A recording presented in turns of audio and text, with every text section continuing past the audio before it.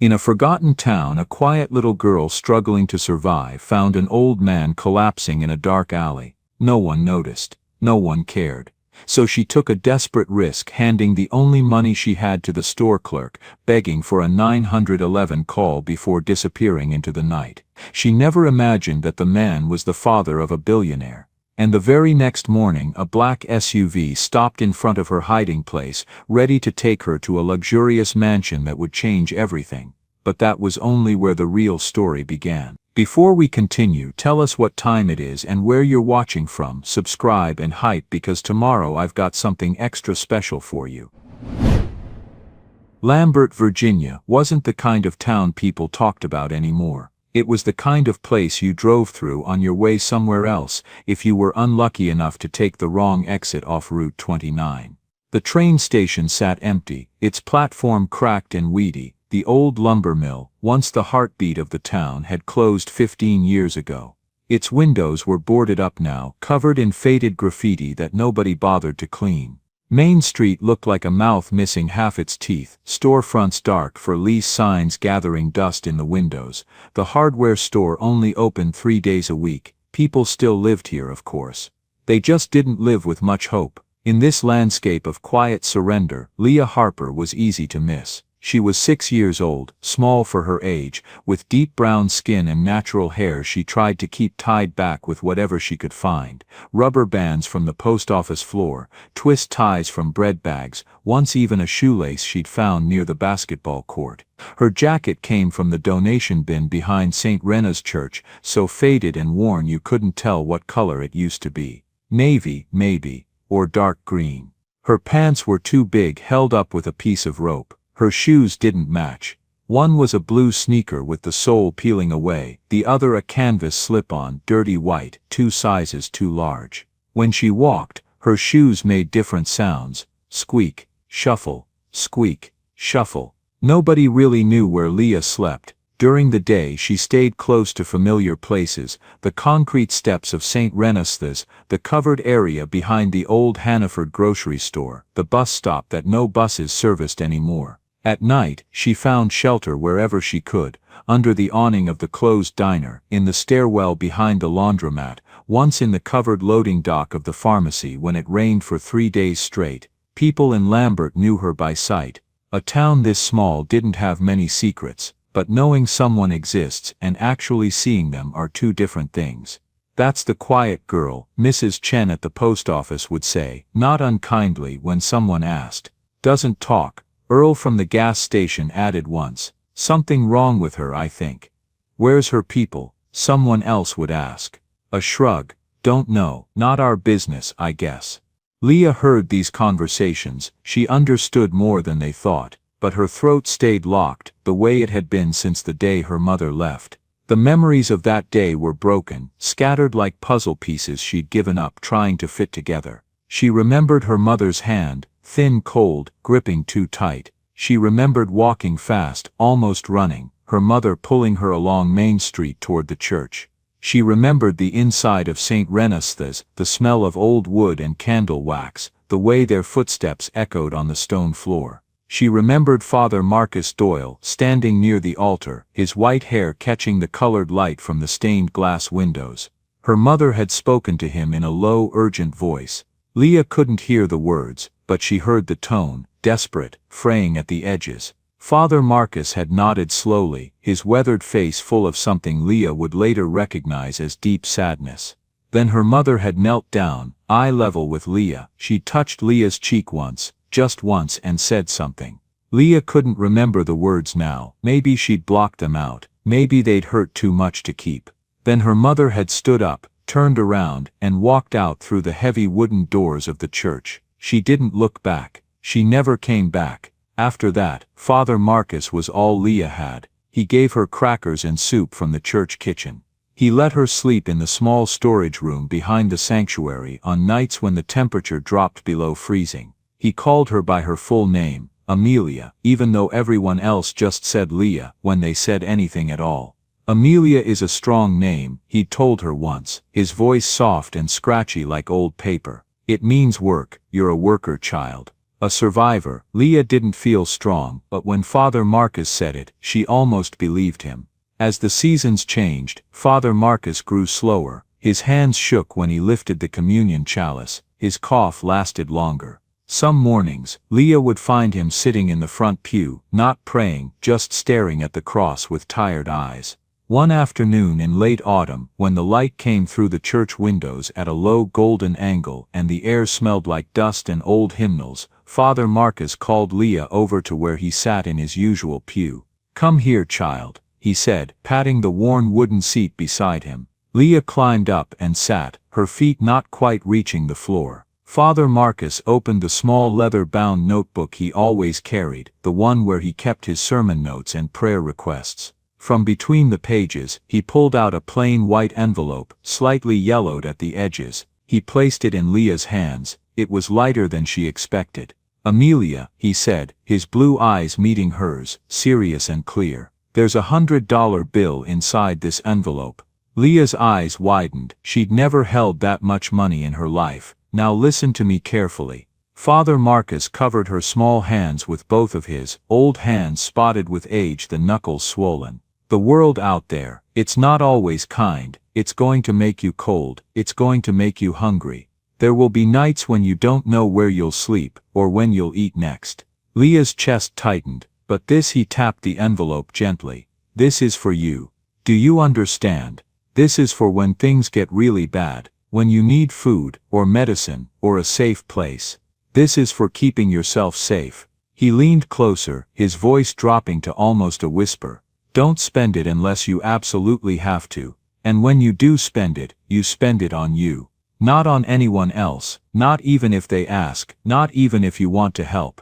Your life matters, Amelia. Your safety matters. Promise me you'll remember that." Leah looked down at the envelope, then back up at Father Marcus. She couldn't speak. Her voice had been locked away for so long she wasn't sure it even existed anymore, but she nodded, slow and solemn, like she was making a sacred vow. "Good girl." Father Marcus squeezed her hands one more time, then let go. 3 weeks later, Father Marcus didn't wake up. Mrs. Kaplan, who cleaned the church every Tuesday and Thursday, found him in his small bedroom behind the office. He died in his sleep, the doctor said. His heart had finally given out. Peaceful, no pain. Leah stood outside the church the day they took his body away. She watched the ambulance pull away. No sirens this time, no rush, and felt something inside her crack wider. She still had the envelope. She'd kept it tucked in the bottom of her cloth bag, wrapped in an old piece of newspaper to keep it safe. After Father Marcus was gone, the new minister, a younger man named Pastor Greg, who smiled too much and didn't know anyone's name yet, tried to talk to her a few times. "Hey there, sweetie, you doing okay?" Leah just looked at him and walked away. Nobody pushed, nobody followed, and just like that, Leah became completely invisible. Everything she owned fit inside a pillowcase she'd sewn into a bag using a needle and thread she'd found in the church donation box.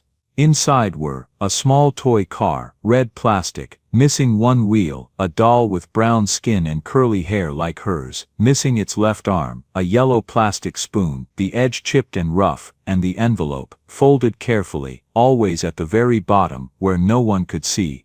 There were days when hunger clawed at her stomach so hard she felt dizzy. On those days, she'd sit somewhere hidden, behind the dumpster at the grocery store, under the broken slide at the playground, and she'd open her bag. She'd take out the envelope, and just hold it, feeling the slight thickness of the bill inside. She never opened it, she never spent it, because Father Marcus had told her, "This is for you, for keeping yourself safe," and right now, she was still surviving. Barely. But surviving. That evening, a Tuesday in early November, the cold came down hard and early.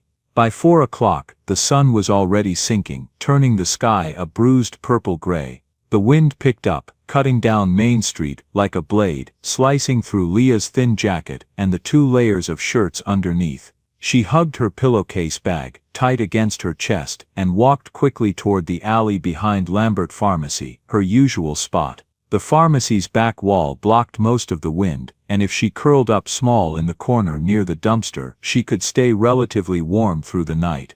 Her stomach hurt. She hadn't eaten since yesterday morning, when Pastor Greg's wife had left a paper bag of day-old bagels on the church steps, but she'd make it through. She always did. Leah turned into the alley, her mismatched shoes scraping against the wet pavement, and stopped.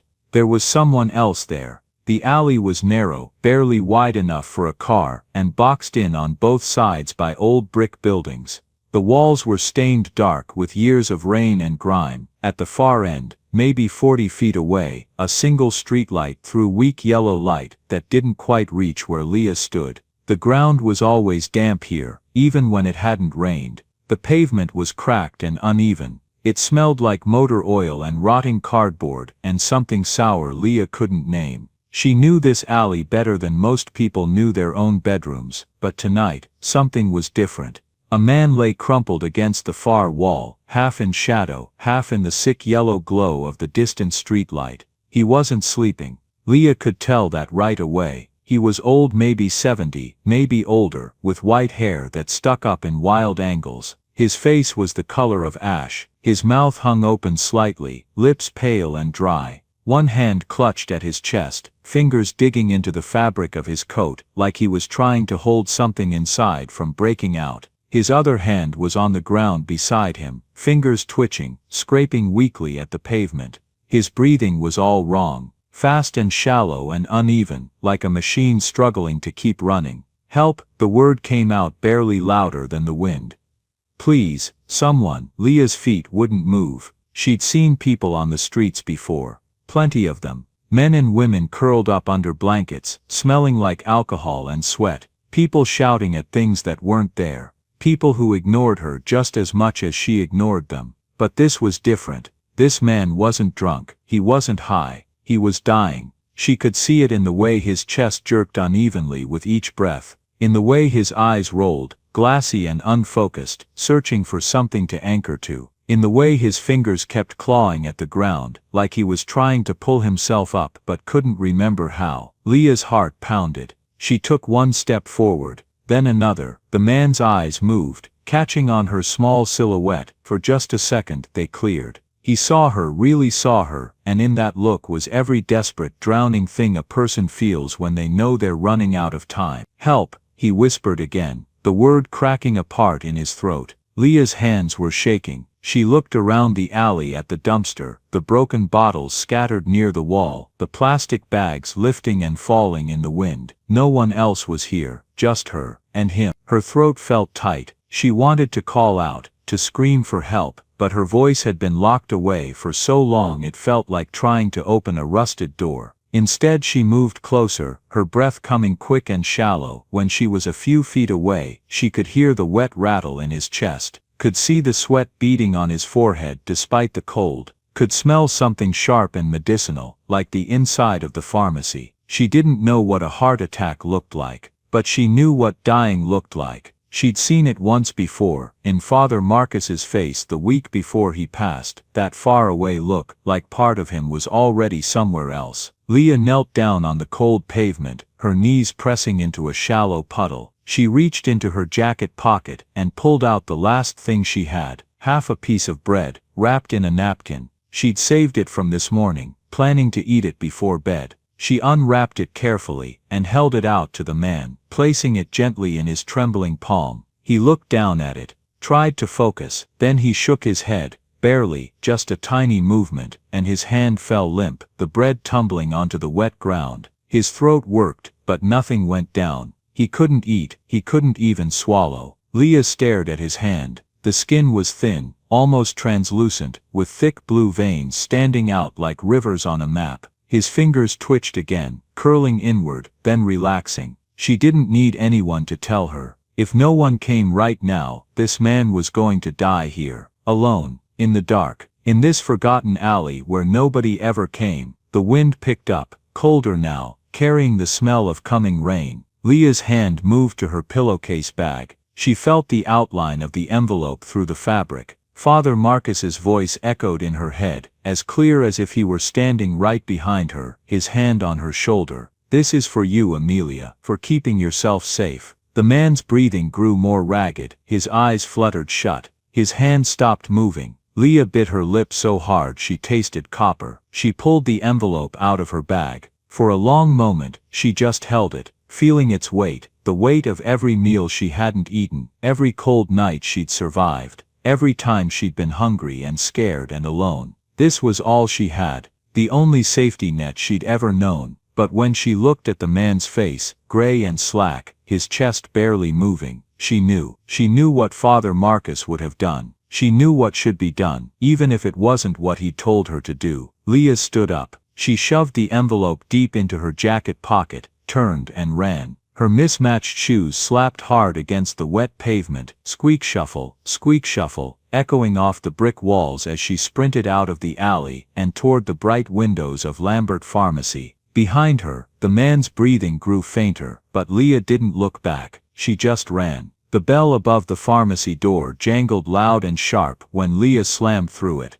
Inside, the lights were fluorescent bright, almost blinding after the dimness of the alley. The air was warm and smelled like medicine and plastic, and the faint floral scent of cheap air freshener. Rows of shelves stretched toward the back, bandages, vitamins, cough syrup, reading glasses on little rotating displays. Behind the front counter, Hazel Green looked up from her crossword puzzle, annoyed at the interruption. Hazel was in her mid-50s, heavy-set, with short gray hair and wire-rimmed glasses that sat crooked on her nose. She'd worked at Lambert Pharmacy for 23 years and had seen just about everything this town had to offer, which wasn't much. She recognized the kid immediately. The quiet one. The one who hung around but never bought anything. "We don't give out free candy," Hazel said flatly, not even putting down her pen. "And we're closing in 20 minutes, so whatever you want, make it quick or come back tomorrow." Leah ran up to the counter, breathing hard. She opened her mouth, but nothing came out. Her throat closed up, the way it always did.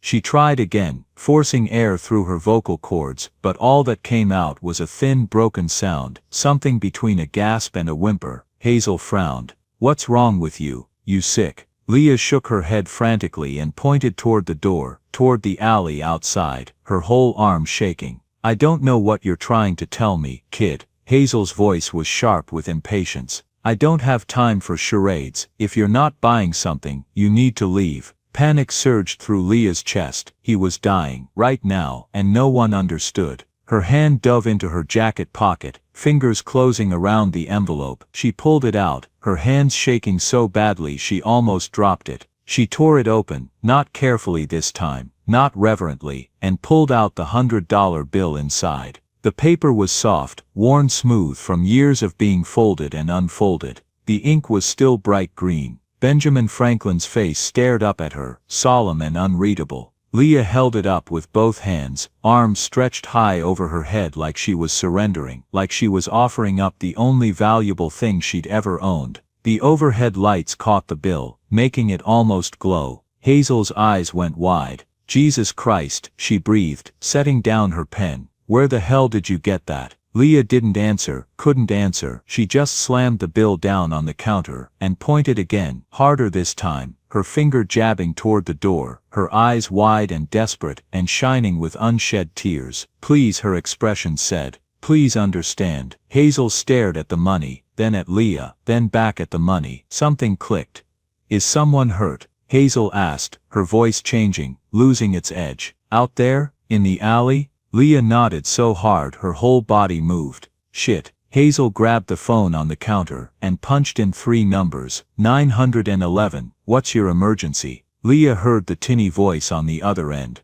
"Yeah, hi, this is Hazel Green at Lambert Pharmacy on Main Street. I need an ambulance. There's someone collapsed in the alley behind my store. I think it's serious." A pause. "No, I haven't seen them myself. A kid just came in. Yeah, she's here now. She can't talk, but she's look, just send someone." "Okay." "Alley behind 47 Main Street." "Yeah, hurry." Hazel hung up and looked at Leah, but Leah was already gone. The bell jangled again as the door swung shut. Hazel looked down at the $100 bill still sitting on her counter, then out the window at the small figure running back into the shadows. "Damn," she muttered. Leah ran back to the alley, her lungs burning, her legs aching. When she rounded the corner, the man was still there, still breathing, but barely. She dropped to her knees beside him, not caring about the cold water soaking through her pants. "They're coming," she whispered, even though he probably couldn't hear her. "Help is coming."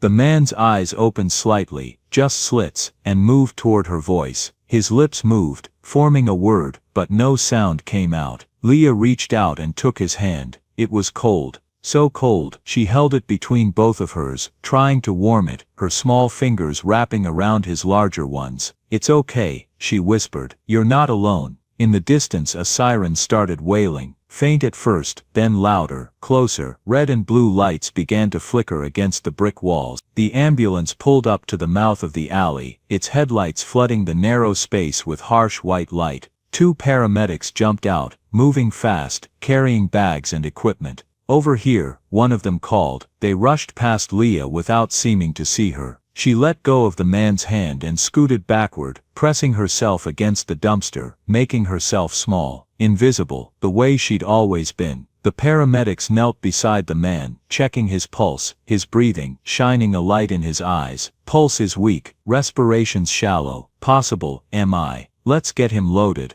They moved quickly, efficiently, lifting him onto a stretcher, strapping him down, covering him with a blanket. As they wheeled him toward the ambulance, the man's eyes opened again. He turned his head slightly, searching the shadows, looking for her. But Leah stayed hidden. The ambulance doors slammed shut. The siren wailed again, piercing and urgent. The vehicle pulled away, its taillights disappearing around the corner, and then the alley was empty again. Silent. Leah stayed crouched behind the dumpster for a long time, hugging her pillowcase bag, lighter now, emptier, against her chest. Her stomach still hurt from hunger, her hands were still freezing, but somewhere underneath all that cold and pain, there was something else, something small and warm. The knowledge that the man wouldn't die alone in the dark. She looked down at her bag. The envelope was gone, the $100 was gone. Father Marcus's last gift to her, gone. She'd broken her promise, but somehow, she didn't feel guilty. She felt right. Leah stood up slowly, her legs stiff, and looked up at the narrow strip of sky, visible between the buildings. It was fully dark now. Stars were starting to appear. If Father Marcus were still alive, she wondered what he'd say. "Maybe you were supposed to use that for yourself, Amelia. Or maybe you did exactly what you were meant to do." She'd never know. Leah pulled her jacket tighter around herself, and walked deeper into the alley, back to her usual corner, where she curled up small and tried to sleep. Tomorrow she'd be hungry again. Tomorrow she'd have nothing again. But tonight, someone was alive because of her, and maybe that was enough. Arthur Whitlock woke to whiteness, white ceiling, white walls, white sheets tucked tight around him. The smell of disinfectant, and something metallic underneath. He blinked, trying to clear the fog from his mind. Where was he? His chest ached, a deep, bruised ache that spread from his sternum outward. His left arm felt heavy. When he tried to move it, he felt the tug of an IV line. Memory came back in pieces, the alley, the crushing pain in his chest, the fear, real, primal fear, of dying alone in the dark. And then, something else, a shadow. Small. Mr. Whitlock. A nurse appeared at his bedside, young with dark hair pulled into a ponytail. She smiled, relieved. "Welcome back. You gave us quite a scare." Arthur's throat was dry as sand. "Where?" "Lambert Regional Hospital. You had a heart attack. A serious one. You're lucky to be alive." "Lucky?" Arthur closed his eyes. "How did I?" He swallowed, trying to form the question. "How did I get here?" The nurse checked something on the monitor beside his bed. "Ambulance brought you in last night around 7 p.m. The 911 call came from Lambert Pharmacy." "Who called?" The nurse glanced at his chart. "Doesn't say, just says caller from pharmacy." That's all the dispatcher logged. Arthur stared at the ceiling, trying to piece together the gaps in his memory. He remembered pain. He remembered cold. He remembered thinking, "This is it. This is how it ends." And then a face, small, young, dark eyes, wide with fear, tiny hands holding something up. Had that been real? Or just his oxygen-starved brain, conjuring hallucinations as it shut down? The door opened. "Dad." Lucas Whitlock strode into the room, his face pale, his tie loosened, his usually perfect hair disheveled. He looked like he'd been awake for 2 days straight. He stopped at the foot of the bed, gripping the rail, his knuckles white. "Dad," he said again, and his voice cracked. Arthur managed a weak smile. "I'm still here, son." Lucas exhaled shakily and moved to the side of the bed, sinking into the chair like his legs wouldn't hold him anymore. "The doctor said." Lucas stopped, cleared his throat. "He said if the ambulance had been even 10 minutes later, you wouldn't have made it." Arthur reached out his hand, the one without the IV. Lucas took it immediately, gripping tight. "Someone called," Arthur said slowly. "Someone found me." "The pharmacy," Lucas said. "That's all we know." "No." Arthur shook his head slightly. "Before the ambulance, there was someone there." Lucas frowned. "Dad, you were unconscious when the paramedics arrived." "Before that," Arthur insisted. His voice was weak, but certain. "I wasn't alone. There was a child, a little girl, a girl. Small, young." Arthur closed his eyes, trying to pull the memory into focus. "She tried to help me. I remember she gave me something. Food maybe. Bread." He opened his eyes, looking at his son, and then she ran. She ran to get help. Lucas was quiet for a long moment. "Dad, you were in bad shape. Your brain wasn't getting enough oxygen. Sometimes people see things."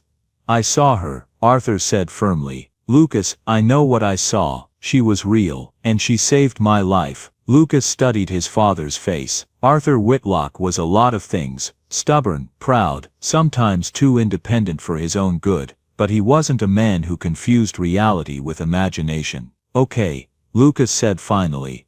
"Okay, so there was a girl. We have to find her." "Dad, we have to find her." "Lucas." Arthur's grip tightened. "She didn't have anything. I could see that. Her clothes, her shoes, she had nothing. And she still," his voice broke, "she still helped me."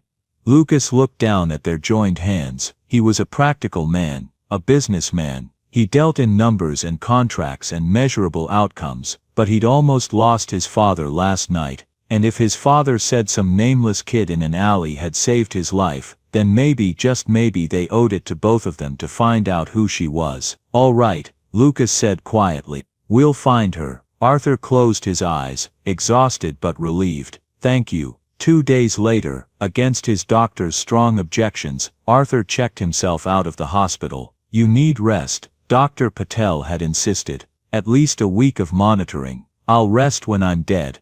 Arthur shot back. "Which I would be, if not for that girl. So I'm going to find her." Lucas drove them back to Lambert in his black Mercedes. Their first stop was Lambert Pharmacy. The bell above the door rang when they entered. Hazel Green looked up from behind the counter, her expression shifting from boredom to surprise, when she saw Arthur, pale, leaning heavily on a cane, but alive, and Lucas in his expensive coat. "Can I help you?" Hazel asked cautiously. Lucas stepped forward. "I'm Lucas Whitlock. This is my father, Arthur. You called 911 for him 2 nights ago." Recognition flickered across Hazel's face. "Oh yeah, that was. How are you feeling?" "Alive," Arthur said. "Thanks to whoever made that call." "That'd be me," Hazel said. "But you weren't the one who found him," Lucas said. "Were you?" Hazel hesitated, then shook her head. "No, a kid came in, couldn't talk, or wouldn't, I don't know. She just kept pointing outside, seemed real upset. Then she..." Hazel paused. "She put down a $100 bill on my counter. That's when I knew something was seriously wrong." Arthur leaned forward on his cane. "This girl, do you know her name?" "Laya," Hazel said. "That's what I've heard people call her. Don't know her last name. She's one of the... well, she doesn't really have a home, if you know what I mean." "Homeless," Lucas said quietly. Hazel nodded. "Mostly hangs around St. Rena's, sometimes the old market. She's real quiet, never makes trouble." "Do you have security cameras?" Lucas asked. Hazel hesitated, then nodded. "Yeah, out front." "Can we see the footage from that night?" 5 minutes later they were crowded around Hazel's small back office watching grainy black and white footage on an old monitor. The timestamp read 6:47 p.m. The pharmacy door opened, and there she was. A small figure in an oversized jacket, hair in messy curls. Shoes that didn't match. She moved jerkily, frantically, running up to the counter. Even in the low-quality video, Arthur could see the desperation on her face. She held up the bill, both hands, arms stretched high like she was offering up everything she had. Which, Arthur realized with a cold weight in his chest, she probably was. Hazel took the phone. Made the call. The girl turned and ran back out. The whole thing lasted less than a minute. Arthur reached out and touched the monitor screen, his finger hovering over the frozen image of the girl's face. "That's her," he whispered. "That's the one who saved me." Lucas stared at the screen. The girl couldn't have been more than 6 or 7 years old. And she'd used what was probably her life savings to save a stranger. "We need to find her," Arthur said again, his voice rough. Lucas nodded slowly. "Yeah, Dad, we do." They spent the rest of the day searching. St. Rena's Church was their next stop. Pastor Greg, a young guy with an earnest face and a tendency to talk too much, confirmed that yes, he knew Leia sort of, but no, he didn't know where she stayed. "She comes by sometimes for food," he said, "but she doesn't stick around. Father Marcus used to look after her before he passed. Since then," he shrugged helplessly, "we try, but she's like smoke, you can't hold on to her." They asked at the old market, the gas station, the coffee shop. Everyone knew her by sight. No one knew where to find her. By evening the sky had turned the color of slate. The temperature dropped. Arthur sat down heavily on a bench in the town square, exhausted. Lucas sat beside him. "Dad, we should go home, get some rest. We can try again tomorrow." Arthur stared out at Main Street, empty except for a few cars, a couple walking a dog, the lights in the windows starting to glow warm against the coming dark. That night, Arthur said quietly, "She didn't leave me alone in the dark." He turned to look at his son. "How can I leave her out here now when it's getting dark?"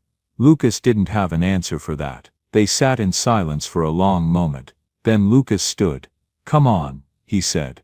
"One more place." By the time they reached St. Rena's again, the rain had started. Light at first, just a few drops hitting the windshield, but within minutes it picked up, turning into a steady downpour that drummed against the roof of Lucas's car. "They do a soup kitchen on Tuesday nights," Lucas said, pulling into the church parking lot. "Pastor Greg mentioned it. If she comes by for food, maybe." He didn't finish the sentence. They got out of the car. Lucas opened an umbrella. Arthur waved it away and pulled up the collar of his coat, letting the rain soak into his hair. The church hall was lit from within, warm light spilling out through the windows. They could see shapes moving inside, people lined up, volunteers serving food from big metal pots. Arthur and Lucas stood under the overhang by the side door, out of the worst of the rain, watching. The line moved slowly. One person, then another, stepping up to receive a bowl of soup, a piece of bread, maybe an apple or a cookie. Men with weathered faces, women with tired eyes, a few teenagers, an elderly couple holding hands.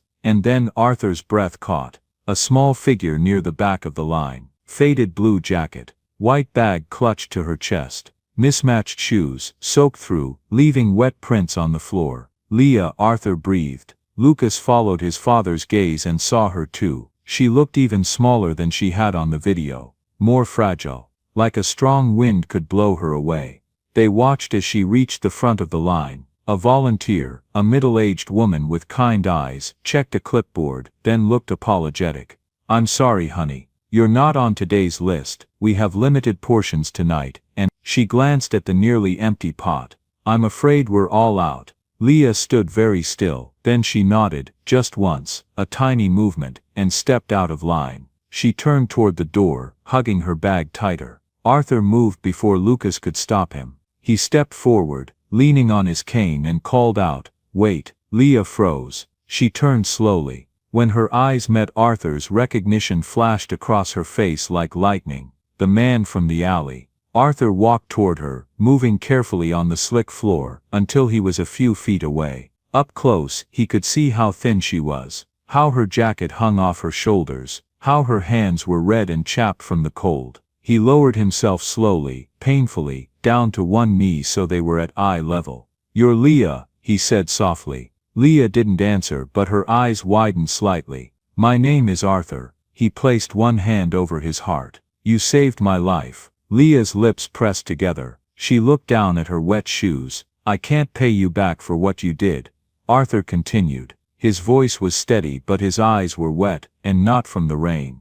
"That $100 you gave, I don't have a way to replace that. He paused, but if you'll let me, I'd like to give you something else. A home, a warm bed, a place where you don't have to wait in line for food anymore. The church hall had gone quiet. People were watching now, the volunteers, the other folks in line, Pastor Greg standing in the doorway of the kitchen. Leah looked up at Arthur. She'd spent so long being invisible, being overlooked, being forgotten. And now this man, this stranger whose life she'd saved, was kneeling in front of her, in front of everyone, offering her the one thing she'd never had, a home. Lucas stepped forward, umbrella in hand, and looked down at Leah with a gentle expression. "Hi Leah," he said. "I'm Lucas, Arthur's son." He crouched down too. "If you want you can call me Uncle Lucas, and if you come with us, we'll take care of you. I promise." Leah's hands tightened on her bag. She looked at Arthur, then at Lucas, then at Pastor Greg, who gave her a small encouraging nod. Slowly, so slowly, Leah reached out one small hand and touched the edge of Arthur's coat sleeve. Not a handshake, not a hug, just a touch, a single fingertip against worn fabric, but it was enough. Arthur's face broke into a smile, tears spilling over. "Okay," he whispered. "Okay, sweetheart. Let's get you out of the rain." He stood up with Lucas's help, and together they walked toward the door. Leah followed, her wet shoes squeaking on the floor. At the doorway, Pastor Greg stopped them briefly. He placed a hand on Leah's shoulder.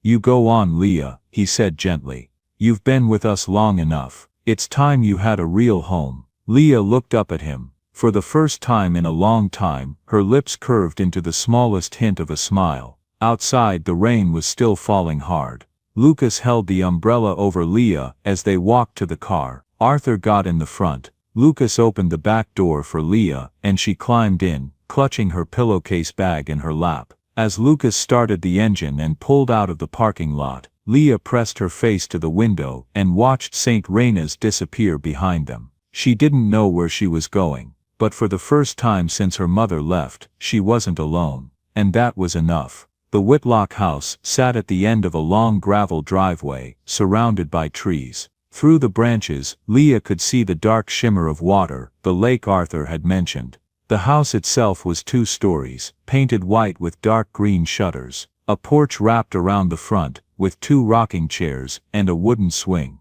Warm light glowed in the windows. It looked like the kind of house Leah had seen in storybooks at the church library. The kind where families lived. The kind she never thought she'd see from the inside. Lucas parked the car, and came around to open Leah's door. She stepped out onto the gravel, still holding her bag, and looked up at the house with wide eyes. "Come on," Arthur said gently. "Let's get you inside where it's warm." The front door wasn't locked. Arthur pushed it open and gestured for Leah to enter first. She stepped over the threshold. Inside the house smelled like wood and old books, and something baking, maybe bread. The entryway opened into a living room with hardwood floors, a worn but comfortable-looking sofa, a fireplace with framed photos on the mantel. It was the warmest place Leah had been in years. Lucas shrugged off his wet coat and hung it on a hook by the door. "You must be freezing. Let me show you your room, and you can get into some dry clothes." Your room. The words felt impossible. Leah followed Lucas up a narrow staircase, her wet shoes leaving prints on the wood. At the top of the stairs, Lucas turned down a hallway and stopped at the second door on the left. He opened it. "This is yours," he said simply. Leah stood in the doorway, unable to move. The room was small, maybe 10 feet by 10 feet, but it was more than she'd ever imagined. A bed with an actual mattress, made up with clean white sheets, and a thick blue quilt folded at the foot. A small wooden desk by the window, a bookshelf empty for now, waiting. A lamp on the nightstand with a soft yellow shade, and on the pillow, a teddy bear. Brown, soft-looking, with black button eyes and a small red ribbon around its neck. Leah took one step into the room, then another. She reached out slowly and touched the quilt. The fabric was soft under her fingers, clean and dry. "It's not much," Lucas said from the doorway, "but it's yours. No one else's. You can close the door whenever you want privacy. This is your space." Leah turned to look at him, her expression caught between disbelief and something that might have been hope. "There's a bathroom right across the hall," Lucas continued. Towels are in the cabinet. If you want to take a shower and warm up, feel free. I'll see if we have any clothes that might fit you for now. Tomorrow we can go get you some new things." He smiled. "Take your time, okay? Come downstairs when you're ready." He stepped back and closed the door gently, leaving Leah alone. She stood in the middle of the room for a long time, just looking. At the bed, the desk, the bear. At the window with its view of dark trees and the lake beyond. She'd slept in alleys and under awnings and in stairwells. She'd learned to curl up small, to stay quiet, to take up as little space as possible. And now she had a whole room. Her throat felt tight. She set her pillowcase bag on the desk and opened it carefully. One by one she pulled out her treasures and arranged them on the desk's surface. The toy car with the missing wheel, the one-armed doll, the chipped yellow spoon. She touched each one, like greeting old friends. The envelope was gone. The $100 was gone. But somehow, looking at these small broken things, Leah didn't feel sad. She turned and picked up the teddy bear from the bed. It was heavier than she expected, stuffed firm. The fur was soft against her cheek. She held it close and sat down on the edge of the bed. The mattress gave slightly under her weight, soft, supportive, so different from concrete. Leah lay down slowly, still holding the bear, and stared up at the ceiling. From somewhere downstairs, she heard the low murmur of voices, Arthur and Lucas talking. The sound of footsteps, a door closing softly. Normal sounds, household sounds, sounds that meant people nearby, people who wanted her there. The next morning, Leah woke to sunlight streaming through the window. For a moment she panicked. Where was she? Was she safe? Had someone found her? Then she remembered. She sat up slowly, still wearing the dry clothes Lucas had left outside her door last night, sweatpants and a t-shirt, both way too big, but clean and warm. The house was quiet. Leah slipped out of bed and padded to the window in her bare feet. Outside, the lake was calm, reflecting the morning sky like a mirror. Trees circled the water, their leaves bright with autumn color, red and gold and orange. It was the most beautiful thing she'd ever seen. Downstairs, she found Arthur sitting at the kitchen table, drinking coffee and reading a newspaper. He looked up when she appeared in the doorway. "Good morning, Leah," he said with a smile. "Did you sleep okay?" Leah nodded. "Hungry?" Another nod. Arthur stood up, slower than he used to, Leah could tell, still recovering, and moved to the stove. "How about some scrambled eggs and toast?" Leah's stomach twisted with hunger at the mention of food, but she didn't want to be a burden. She opened her mouth, trying to find words, but they tangled in her throat. Arthur seemed to understand. "It's okay, you don't have to talk if you don't want to. Just sit down and I'll get you some breakfast." Leah sat at the table, her feet dangling above the floor. Arthur moved around the kitchen, cracking eggs into a bowl, dropping bread into the toaster. He hummed softly while he cooked, an old tune Leah didn't recognize. A few minutes later, he set a plate in front of her, fluffy scrambled eggs, 2 pieces of buttered toast, and a glass of orange juice. It smelled like heaven.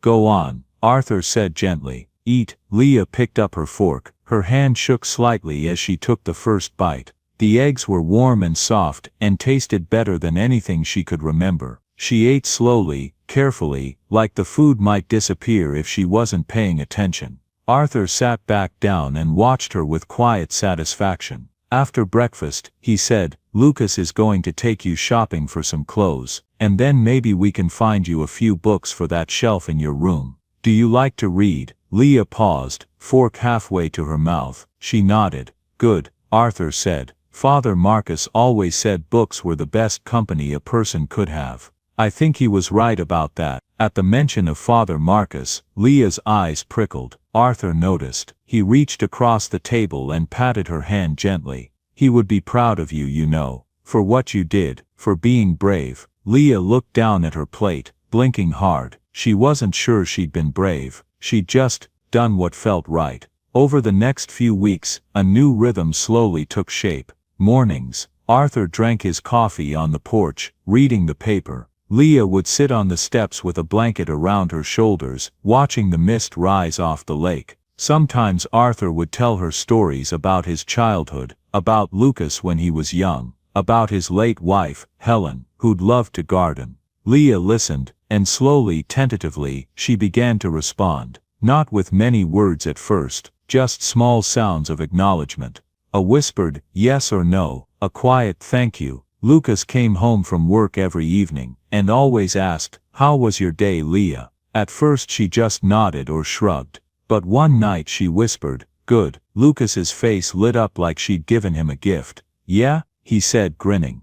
"I'm glad." One morning, about 3 weeks after Leah had arrived, Arthur decided to clean up the kitchen himself. Lucas had already left for work. Leah was upstairs, reading a book Lucas had bought her, a worn copy of Charlotte's Web. Arthur hummed to himself as he washed dishes, stacking them on the drying rack. He reached up to put a mug back on the high shelf above the counter. His knee, still weak, still healing, suddenly buckled. "Damn it," he muttered, grabbing for the counter. The mug slipped from his fingers. It hit the tile floor with a loud crash, shattering into pieces. Arthur tried to catch himself, but his knee gave out completely. He went down hard, one knee slamming into the floor, pain shooting up his leg. He gasped, bracing himself against the counter, breathing hard. Upstairs, Leah heard the crash. She dropped her book and ran. By the time she got to the kitchen, Arthur was on the floor, gripping his knee, his face pale and twisted with pain. "Arthur!" The name burst out of her before she could stop it. She dropped to her knees beside him, her small hands fluttering over his arm, his shoulder, not sure where to touch, terrified. "Are you okay?" Her voice was thin and high, shaking. "Are you hurt? Should I call someone?" Arthur looked at her, his eyes wide with surprise, not because he was in pain, but because Leah had spoken. Really spoken. "I'm okay, sweetheart," he managed, his voice rough. "Just my old knee, it's been giving me trouble. You're bleeding." Leah pointed at his palm, where he'd cut it on a shard of the broken mug. "It's just a scratch. I'll get a bandage." Leah scrambled to her feet and ran to the bathroom, remembering where Lucas had shown her the first aid kit. She came back with the whole kit, setting it on the floor beside Arthur, and opened it with trembling hands. "Here," she said, pulling out a bandage. "Let me." Arthur held out his hand, and Leah carefully pressed the bandage over the cut, smoothing it down with gentle fingers. "There," she whispered. Arthur smiled, a real full smile that made his eyes crinkle at the corners. "Thank you, Leah." She looked up at him. "You scared me. I'm sorry. Don't do that again." Her voice broke. "I don't want you to get hurt." Arthur reached out and pulled her into a hug, gentle, careful, giving her space to pull away if she wanted. But Leah didn't pull away. She leaned into him, pressing her face against his shoulder, and for the first time in years, she let herself cry. Not sad tears, not scared tears, just tears. Arthur held her, one hand rubbing slow circles on her back, and didn't say anything. He didn't need to. That evening, when Lucas came home, Arthur told him what happened. Lucas stood outside Leah's door for a long time, his hand pressed against the wood. He smiled to himself. "She spoke," he whispered. "She really spoke." And then louder through the door. "Hey Leah, you doing okay in there?" A pause, then muffled but clear. "Yeah, I'm okay." Lucas's smile widened. "Good. Dinner's in 20 minutes, okay. Okay." He walked downstairs, feeling lighter than he had in years. "She's smart," Arthur said one evening, watching Leah read at the kitchen table. "You see how fast she picks things up." Lucas nodded, setting down his coffee mug. "I've been thinking, she should be in school." Arthur frowned. "The public school here is not great, underfunded, overcrowded." "I know," Lucas said. "That's why I contacted Lewis Academy." Arthur raised an eyebrow. "The private school, they have an excellent academic program, small class sizes, and they agreed to offer Leah a full scholarship." Lucas hesitated. "But Dad, it's not going to be easy for her. The kids there come from money. They're not always kind to people who are different." Arthur sighed heavily. "We can't protect her from everything." "I know, we just have to make sure she knows she has a home to come back to." Leah's first day at Lewis Academy was in mid-October when the air was crisp and the leaves crunched underfoot. Lucas drove her. She wore a new uniform, white button-up shirt, navy skirt, matching cardigan, and brand new Mary Jane shoes that squeaked when she walked. She still carried her pillowcase bag, hidden inside her backpack. She couldn't let it go. The school gates were tall, wrought iron, impressive. The lawn was perfectly manicured. The building itself was old brick with white columns, looking more like a small college than an elementary school. Expensive cars lined the circular driveway, BMWs, Mercedes, a Tesla. Kids spilled out, laughing, calling to each other, wearing designer backpacks, and talking about weekend trips to beach houses. Leah stepped out of Lucas's car, gripping the strap of her backpack. Eyes turned toward her immediately, some curious, some dismissive, some assessing. A teacher, Mrs. Carlton, middle-aged with a kind smile, met them at the entrance. "You must be Leah," she said warmly. "Welcome to Lewis Academy. I'll be your homeroom teacher." Leah nodded, not trusting her voice yet. Lucas knelt down. "You're going to do great, okay? And I'll be here to pick you up at 3 p.m. If you need anything before then, Mrs. Carlton has my number." Leah nodded again. Lucas squeezed her shoulder and left. Mrs. Carlton led Leah to a bright classroom with big windows and colorful posters on the walls. 25 kids sat at desks arranged in neat rows. They all looked up when Leah walked in. "Class, this is Leah Harper. She's joining us starting today. Please make her feel welcome." A few kids smiled, a few waved, but in the back corner, two students, a girl with perfectly styled blonde hair and a boy with expensive sneakers, whispered to each other and smirked. Madison Pierce and Grant Sullivan. Leah took the empty desk near the front, trying to make herself small. At lunch, Leah sat alone at the end of a long table, opening the lunchbox. Arthur had packed a turkey sandwich, baby carrots, an apple and a juice box. To her it was a feast. To the kids around her, it was ordinary. Behind her whispers started. "That's the scholarship kid. Yeah. My mom said she used to be like homeless. Seriously, that's so weird. Why would they even let her in here?" Leah kept her eyes on her sandwich, chewing slowly, pretending not to hear. The whispers didn't stop. Over the next few weeks, they multiplied, spreading like cracks in glass. "Her lunch smells weird. Don't stand next to her in photos. She probably has lice or something. Let's not pick her for our group project. She's probably dumb." Leah never cried in front of them. She never responded. She just endured. At home she grew quieter. Arthur and Lucas noticed, but they didn't know how to fix it. One night, Leah sat alone on the porch steps, hugging her pillowcase bag, staring out at the dark lake. Arthur found her there. He didn't say anything at first, just sat down beside her with 2 mugs of hot cocoa and handed her one. They sat in silence for a long time, the only sound the distant call of a loon on the water. Finally, Leah spoke, her voice barely above a whisper. "At school, it's like nobody wants me there." Arthur set his mug down and turned to her. "There are 2 kinds of places in the world, Leah. One kind says, you have to be like us to belong here. The other kind says, you're enough exactly as you are." He paused. "That school is the first kind. But this house, this is the second kind." Leah looked at him, her eyes shimmering. "And you know what else?" Arthur continued softly. "The people who matter, the people who are really worth knowing, they'll see you for who you are. Not where you came from. Not what you don't have. Just, you." Leah wiped her eyes with the back of her hand. "What if nobody ever sees that?"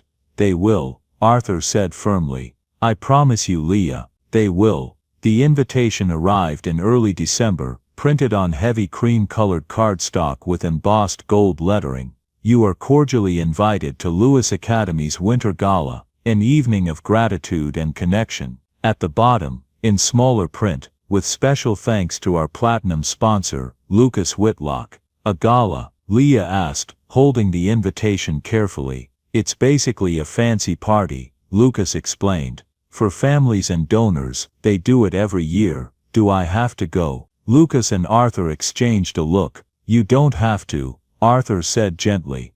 "But we thought, maybe it would be nice. A chance for people to see you as part of this community." Leah wasn't sure about that, but she nodded anyway. The night of the gala, The school's event hall had been transformed. White tablecloths, crystal glasses catching the light, arrangements of white roses and evergreen, a string quartet playing softly in the corner, parents in cocktail dresses and suits mingled, sipping wine, exchanging business cards and polite laughter. The children wore their best clothes, designer dresses, little suits with bow ties, patent leather shoes. Leah arrived with Arthur. Lucas would come later. He was meeting with the headmaster first. She wore a simple navy dress that Arthur had bought, with white tights and the Mary Jane shoes from her first day. Her hair was brushed and pulled back with a white headband. She looked nice, but she didn't look like she belonged, and she knew it. Arthur found their table number 12, near the middle of the room, and pulled out a chair for Leah. "I'm going to get us some drinks," he said. "You okay here for a minute?" Leah nodded, even though she wasn't. She sat down, smoothing her dress over her knees, and looked around. At the next table, she recognized some kids from her class. They were laughing, talking, completely comfortable. She was invisible again. A few minutes later, Madison Pierce and Grant Sullivan appeared, dressed like they'd stepped out of a magazine. Madison spotted Leah, and nudged Grant. They walked over. "Oh," Madison said, her voice bright and fake. "You're here." Leah looked up, her stomach tightening. "Yeah," Grant added with a smirk. "Guess the scholarship covers party invitations too." Madison sat down in the chair next to Leah, the one Arthur had been sitting in, and crossed her legs elegantly. "Tonight is supposed to be about thanking families who've done a lot for the school," Madison said, picking at her perfectly manicured nails. "You know, people who've contributed." She looked at Leah with a smile that didn't reach her eyes. "But you didn't contribute anything. You just take." The words landed like stones in Leah's chest. Grant leaned against the table. "Yeah, I mean, this seat," he tapped the back of Leah's chair, "should probably go to someone who actually belongs here, not some charity case." Leah's hands clenched in her lap, her nails digging into her palms. Madison stood up, smoothing her dress. "Maybe you should just go sit somewhere else, somewhere more appropriate." The other kids at the table were watching now. Some looked uncomfortable, some looked away. None of them said anything. Leah's vision blurred. She stood up slowly, carefully pushing her chair back in so it wouldn't make noise. She turned and walked toward the exit, her shoes squeaking softly on the polished floor. She just needed to get to the bathroom. She could hide there until Arthur came back, until Lucas arrived, until this was over. She reached for the door handle, and the door opened from the other side. Lucas Whitlock stepped into the hall, Arthur right behind him. Lucas's eyes scanned the room immediately, searching. They landed on Leah, standing alone by the door, her face pale, her shoulders hunched. His expression darkened. He walked over quickly and placed a gentle hand on her shoulder. "Leah, what's wrong?" Leah shook her head, not trusting her voice. Lucas looked past her toward the table where Madison and Grant stood, suddenly very interested in their phones. He understood immediately. Arthur saw it too. His jaw tightened. At the front of the room, the event coordinator approached the microphone on the small stage. "Ladies and gentlemen, if I could have your attention please. We're honored tonight to have Mr. Lucas Whitlock with us, our platinum sponsor for this year's gala. Mr. Whitlock, would you like to say a few words?" The room quieted. Lucas looked down at Leah. Then he nodded once, his expression unreadable. He walked to the stage, Leah and Arthur following close behind. When he reached the microphone, he adjusted it and looked out over the crowd. Every face was turned toward him. "Good evening," Lucas began, his voice calm and steady. "Thank you all for being here tonight." Polite applause. "This gala is meant to celebrate generosity, to thank the families who've given their time, their money, their support to Lewis Academy." He paused. "But tonight I want to tell you about a different kind of generosity." The room was silent now, attentive. "A few months ago my father collapsed in an alley in Lambert. He was having a heart attack. He was alone in the dark, dying." Lucas's voice didn't waver, but his hands gripped the edges of the podium. "If no one had found him, he wouldn't be here today." Arthur stood near the side of the stage, his eyes fixed on his son. "The person who found him," Lucas continued, wasn't a police officer, not a paramedic, not someone wealthy or powerful. He turned his gaze finding Leah standing small and uncertain near Arthur. It was a 6-year-old girl, homeless, hungry, with nothing to her name except a $100 bill, a gift from the only person who'd ever cared for her. Whispers rippled through the crowd.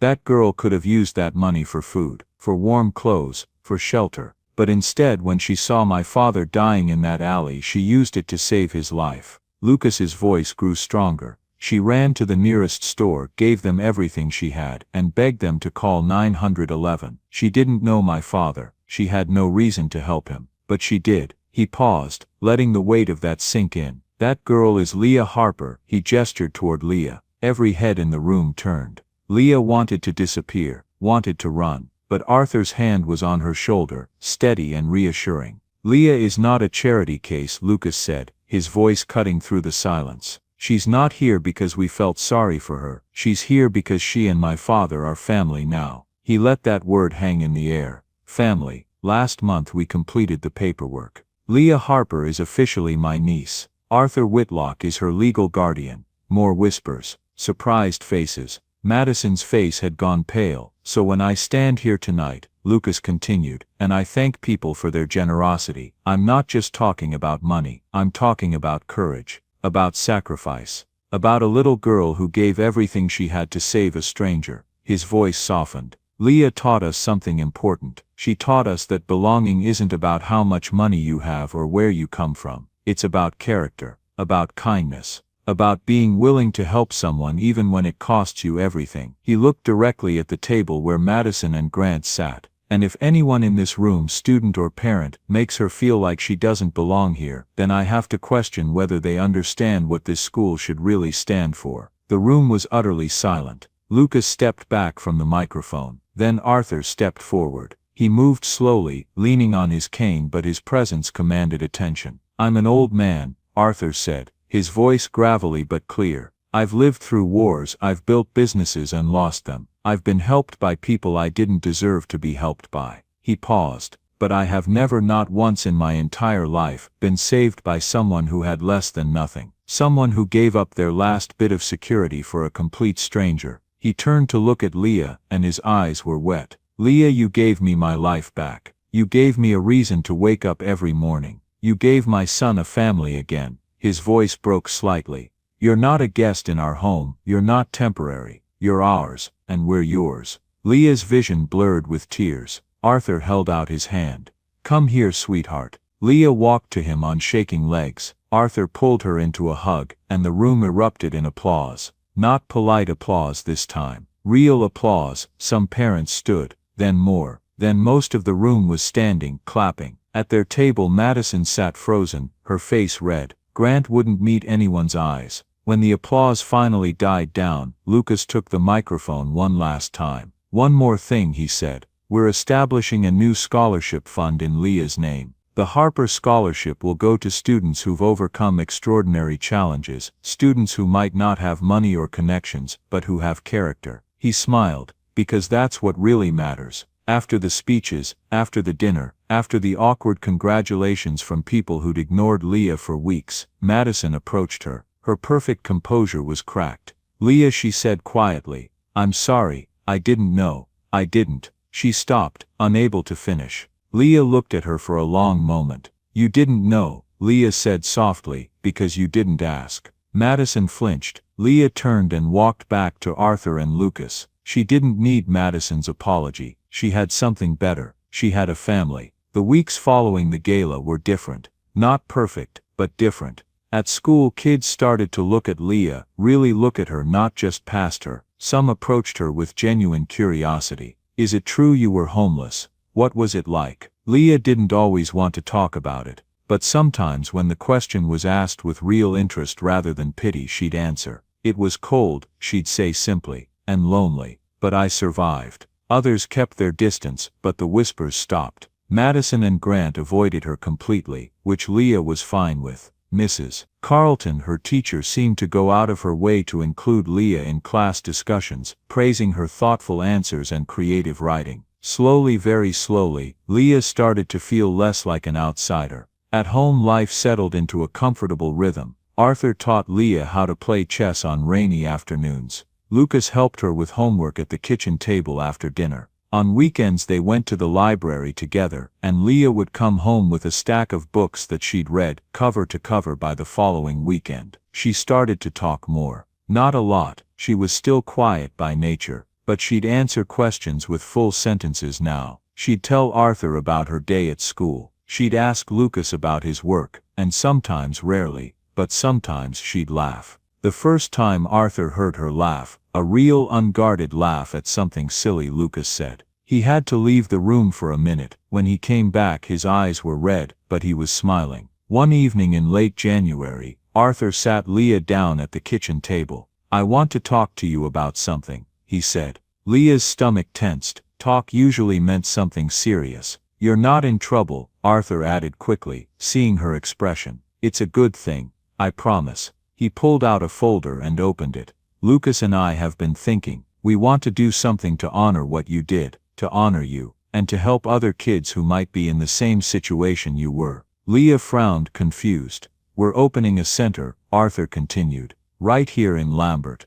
A place where kids who don't have homes can come for food, shelter, education. A safe place." He showed her an architect's drawing, a 2-story building with big windows and a welcoming front porch. "We're going to call it the Lambert Light Center," Arthur said, "because you brought light into a very dark moment of my life, and we want to bring that same light to other kids who need it." Leah stared at the drawing, her throat tight. "You did this because of me." "Because of you," Arthur confirmed. "You showed us what real courage looks like. Now we want to make sure other kids get the chances you didn't have." Tears welled up in Leah's eyes. What if, she swallowed hard, what if they're scared? What if they don't trust anyone? Arthur reached over and took her hand. "Then you'll be there to talk to them, because you understand in a way that Lucas and I never could." "Me? You," Arthur said firmly. "When you're ready, when you want to, you can help us show them that it's okay to accept help. That accepting kindness doesn't make you weak." Leah looked down at the drawing again. A place for kids like her. Kids who were invisible, kids who were scared. "Okay," she whispered. "I'll help." The Lambert Light Center opened in early March, on a sunny Saturday that felt more like spring than late winter. The old warehouse on the edge of town had been completely transformed. Inside there were bunk beds with clean sheets and warm blankets, a kitchen that smelled like soup and fresh bread, a classroom with books and computers, a common room with couches and games, and most importantly, people who cared. Arthur and Lucas had hired 3 full-time staff members, including Mrs. Kaplan, the woman who used to clean St. Rena's, who'd known Leah since she was small. "Hello dear," Mrs. Kaplan said, when she saw Leah at the opening. She pulled her into a tight hug. "Look at you, so grown up." Leah hugged her back, smelling the familiar scent of lavender soap. "I'm glad you're here," Leah whispered. "Me too, honey, me too." On opening day about a dozen kids showed up. Some came with a parent or guardian. Some came alone. They ranged in age from maybe 5 to 15. All of them looked wary, guarded, like they'd learned not to trust good things. Leah stood near the door with Arthur, watching them file in. One girl, maybe 8 years old, with tangled brown hair and a too-big coat, clutched a stuffed rabbit with one ear missing. She reminded Leah of herself. The girl caught Leah looking and froze, her eyes wide and defensive. Leah walked over slowly and knelt down. "Hi," she said softly. "I'm Leah." The girl didn't answer. "I like your rabbit," Leah continued. "I have a bear that my grandpa gave me. He's up in my room at home." The girl's grip on the rabbit relaxed slightly. "What's your name?" Leah asked. A long pause, then barely audible, "Emma." "It's nice to meet you, Emma." Leah smiled. "Are you hungry?" Mrs. Kaplan made soup. "It's really good." Emma nodded hesitantly. "Come on," Leah said, standing and holding out her hand. "I'll show you where the kitchen is." Emma stared at Leah's hand for a moment. Then slowly she reached out and took it. As they walked toward the kitchen together, Arthur watched from across the room. Lucas came to stand beside him. "She's going to be okay," Lucas said quietly. Arthur nodded, unable to speak past the lump in his throat. "Yeah," he finally managed. "She is." That night back at home, Leah sat on the porch swing, wrapped in a blanket, watching the stars. Arthur came out and sat beside her. That was a good thing you did today, he said. With Emma, Leah shrugged.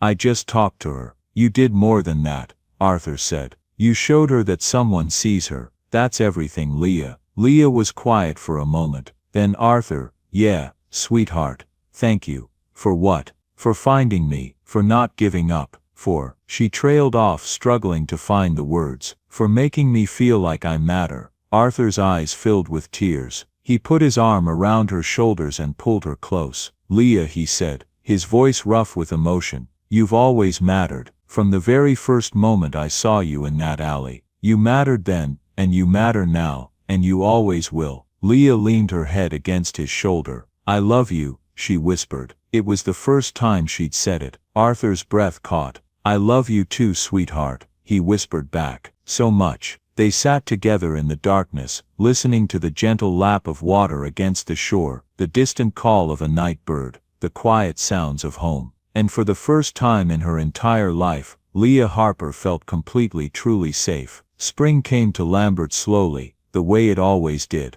The trees around the lake budded green. The air warmed. Flowers pushed through the soil in Arthur's neglected garden. The town looked different too. The Lambert Light Center had brought something new to Main Street, something that had been missing for a long time. Hope. More kids came through the doors each week. Some stayed for a few days then moved on. Others stayed longer, working with counselors and social workers to find more permanent situations. A few, like Emma, became regulars, showing up after school, doing homework in the common room, eating dinner at the long tables Mrs. Kaplan set up. Leah came by almost every day after school. She'd help younger kids with reading. She'd sit with the quiet ones who reminded her of herself. She'd just be there, because she understood in a way that adults couldn't, what it felt like to be invisible, what it felt like to have nothing, what it felt like when someone finally saw you. On a Saturday in late April, Lucas came home with news. Dad,